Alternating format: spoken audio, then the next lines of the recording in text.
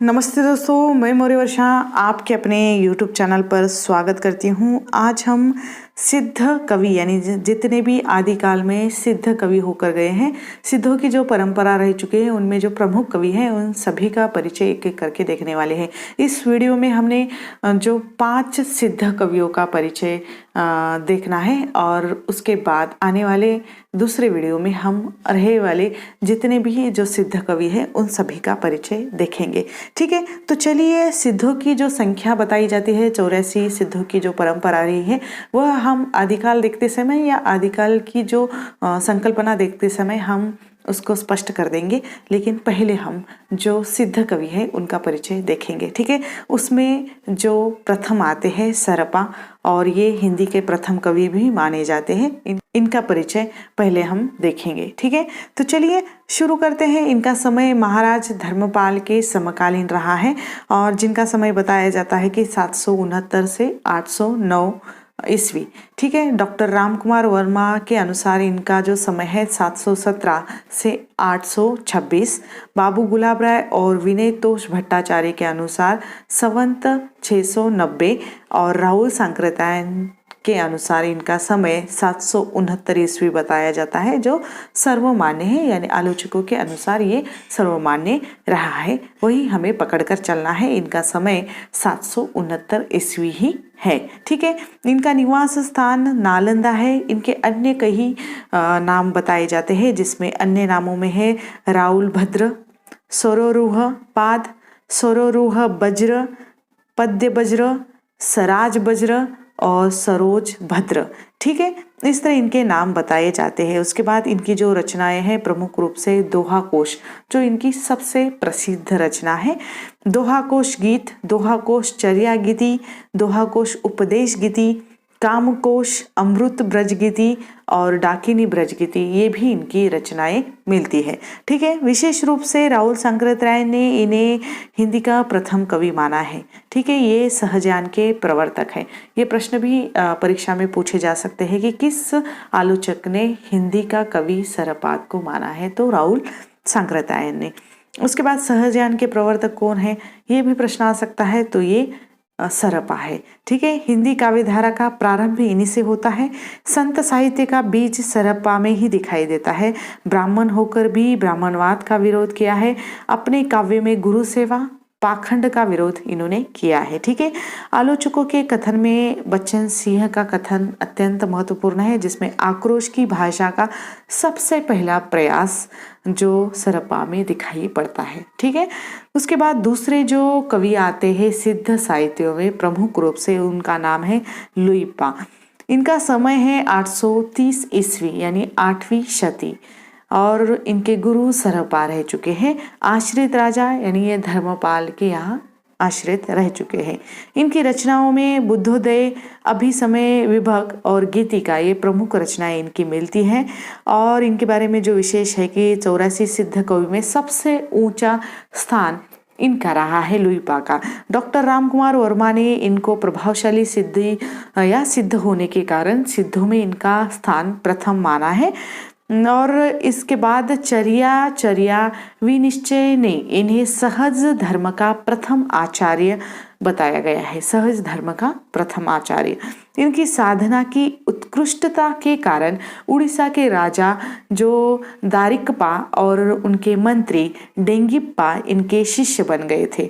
इनके रहस्यवादी विचार है। ठीक है, प्रसिद्ध पद इनका ये है कि यानी प्रसिद्ध जो पंक्ति है लुइपा की इस तरह है कि का तरुवर पंच विडाल चंचल चिये पैठा काल, का तरुवर पंच विडाल चंचल चिये पैठा काल, दृढ़ करिय महासुह परिमाण, दृढ़ करिय महासुह परिमाण, लुई भनई गुरु पूछिए जान, लुई भनई गुरु पूछिए जान।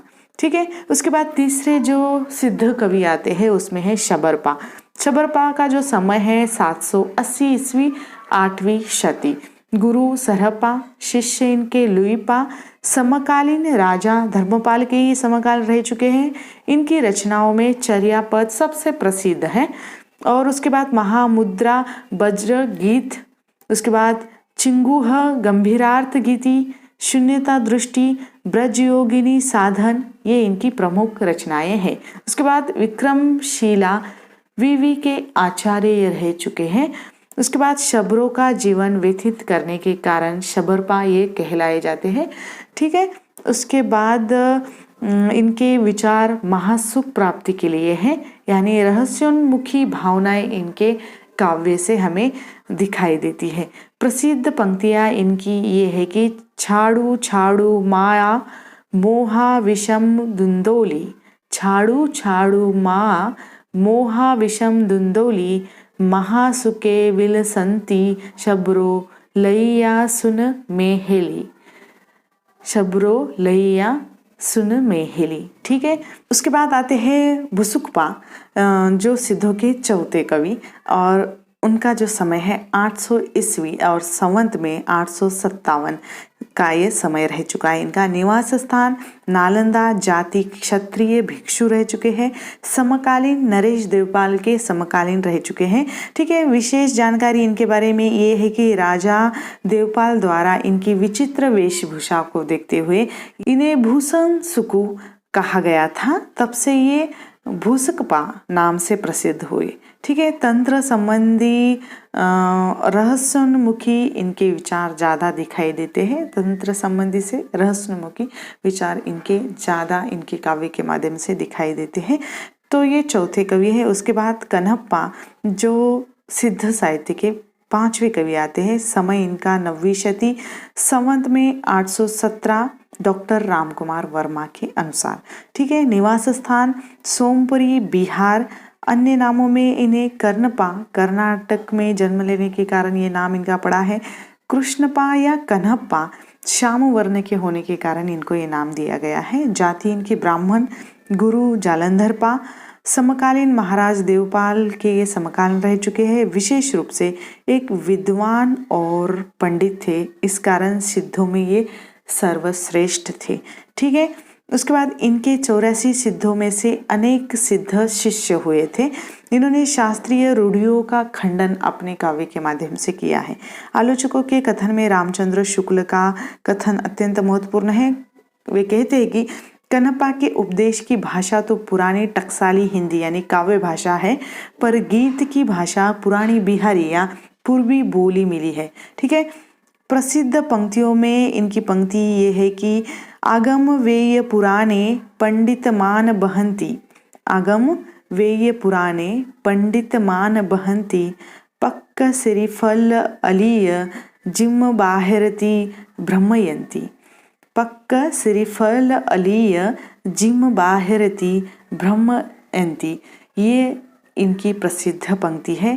मुझे लगता है कि बहुत बार नीट की परीक्षा में पूछी गई है। आगम वेय पुराणे पंडित मान बहंती, पक्क श्री फल अलीय जीम बाहिरती भ्रमयंती, ये इनकी प्रसिद्ध पंक्ति है। ठीक है। तो इस तरह हमने 5 सिद्धों का परिचय संक्षिप्त में देखा है। आपको आने वाले वीडियो में रहे वाले जो सिद्ध प्रमुख कवि हैं उनका परिचय मिलेगा। ठीक है। तो यहाँ पर हम रुकते हैं, जल्द मिलेंगे एक नए वीडियो में एक नए विषय के साथ। तब तक के लिए धन्यवाद।